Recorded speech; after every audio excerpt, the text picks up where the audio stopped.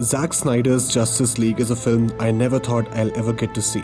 But after 4 years of fans' backlash, the fans were finally able to see Zack Snyder's vision brought to light. Whether you like it or not, you gotta admit that it was a triumphal win for passionate moviegoers over the studio executives, where true justice was served to the filmmaker's original vision. This vision, without any doubt, is a massive improvement from the theatrical version. Isn't that right? Batman. But again, the theatrical cut of the Justice League, in my opinion, is easily one of the worst comic book films ever brought to the big screen. So it isn't really a big achievement.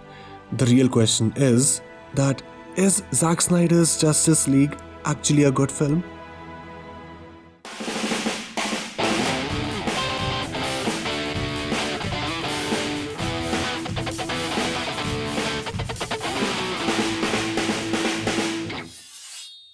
Zack Snyder is one of those filmmakers who has never really impressed me.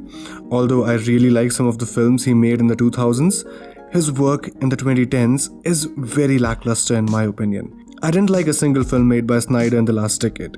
I believe he is very good with visually depicting the images in his head, but he is a poor storyteller. I cannot really see him delivering a cohesive, streamlined story after seeing his work from the last decade. And although he did improve in that department in this film, it still misses most of the same beats, much like his last ventures. I'll start by mentioning some of the things that I really liked. This film is narratively very stable compared to the theatrical cut. It's really good to see a film where the filmmaker is sticking to one tone from start to finish. The color palette was not hurting my eyes like it did in the last outing. In the last film, the thing that burned my eyes the most were the costumes.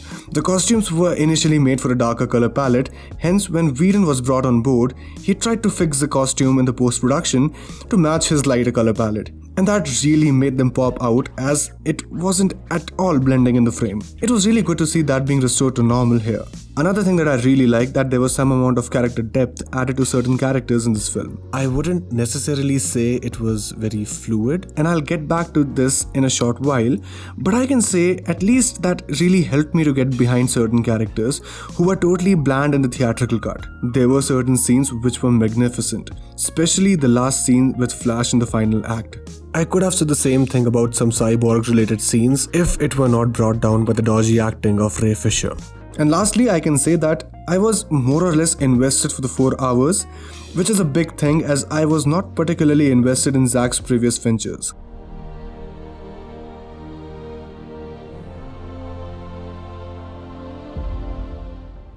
Now I do have some fair share of negatives about this film. Firstly, I believe that this film is like a accumulation of multiple films. It feels very rushed and jam-packed because Snyder wanted to jump into the cool stuff directly without a proper build-up. Hence, in this movie, the first 2 hours feel like a long first act, where they're just trying to cram in the introduction to certain characters to make us get behind them. Team that up with some of Snyder's unnecessary slow motion and it adds a drag to the miss. Also, they are trying to introduce certain characters for the first time in one long movie. Hence, they have to rely on exposition to make it move forward faster. Hence, the character development was not very fluid in my opinion. In the world of ones and zeros, you are the absolute master. No firewall can stop you. No encryption can defy you. He tried to develop the characters, but it didn't feel very organic. It didn't.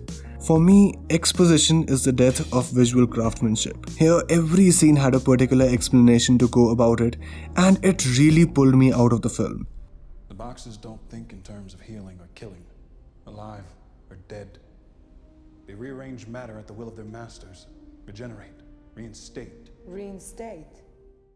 And what makes exposition worse is bad dialogues, and this film had a good amount of dodgy dialogues. Specifically the scene in the very end where Bruce meets a particular superhero. The dialogues were actually cringeworthy in that particular scene.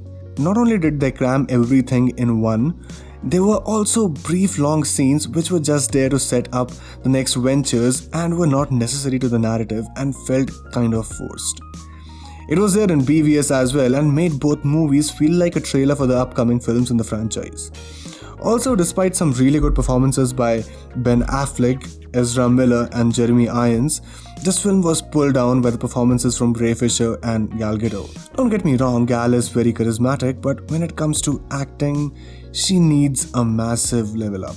And lastly, even though Steppenwolf was a massive improvement from the previous cut, he still felt like a very bland villain. It's just that he went from a Malekith level villain to more of a Ronin level villain. From the technical standpoint, this film stumbles upon a couple of things. The sound design and sound mixing of this film is very subpar. Although I can give it a pass for sound design as they were working on a very limited budget, but the mixing is really bad. The ambient sounds and the score were very much overpowering the sound of the dialogues for most of the times. They were not even meshing well together in my opinion, hence making the sound very cluttered. Speaking of music, it was a hit or miss for me. This was a very inconsistent score from the composer Tom Holkenborg, aka Junkie XL. I really loved his work in Mad Max Fury Road, but here at times the music felt very out of place and at times really forced in. Like every single time Diana was on screen, there was a chanting in the background without any particular variation in the chant. Kal-El, the last son of Krypton. Remember who you are. Tell me who you... See, whenever the score is repeated in a film, a composer try to, add some variation to it so that it can actually match the tone of the particular scene it is made for. Here, by using the same chant for any random scene involving Diana, made all the moments look plain, but also made it look quite exhausting.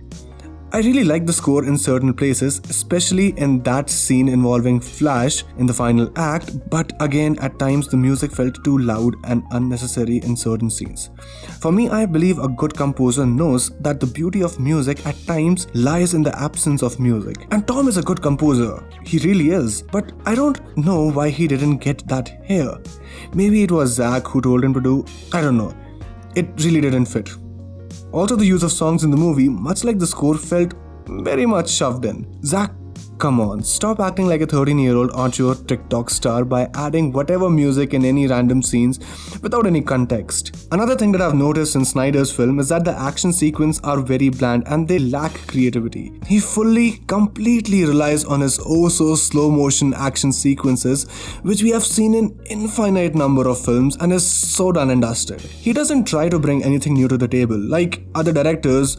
Or from a comic book standpoint, he doesn't try to play more with the power set of the superheroes, like Taika Waititi's use of Mjolnir and Thor's lightning in Ragnarok, or the Russo's use of Captain America's shield and his super soldier power set in Winter Soldier. Lastly, I didn't get the meaning behind the use of 4:3 aspect ratio. I see he wanted to give us those tall images, but it could have been achieved in 16:9 very easily. There was no particular reason to use 4:3 aspect ratio. Like for example, whenever Wes Anderson uses a particular aspect ratio, say 4:3 or 16:9, there is a particular reason behind that from a visual standpoint. Even when Robert Eggers used 4:3 aspect ratio for his film The Lighthouse, it was very evident that why he is using that aspect ratio. Here, it just felt very unnecessary. Until if it was there to reduce the sweet budget for the VFX. Listen, I don't hate Zack Snyder's Justice League. In fact, I'm really happy that he got to realize his vision, but that doesn't mean that he'll get a pass for all the flaws present in the movie. Also, I personally believe that he can actually direct a really great movie if he planned to distance himself from the script or anything related to the story. It's just that I believe the superhero genre has kind of deteriorated in the past couple of years, where the main focus is totally on the quantity than the quality. And this film was no exception in that regard. I guess I already made a video about that few months ago. I'll attach a link in the description to that, hence please check it out. This year, out of the 2 comic book related properties we got, I liked none. WandaVision and Snyder Cut had more or less the same problems, such as weak writing, poor dialogues, heavy exposition, and some bad performances. I hope Falcon and the Winter Soldier will rise above it. I really liked the first episode and I'm excited to see what they have to offer, but my excitement is sort of diminished by seeing what happened to WandaVision in the last few episodes and the Snyder Cut.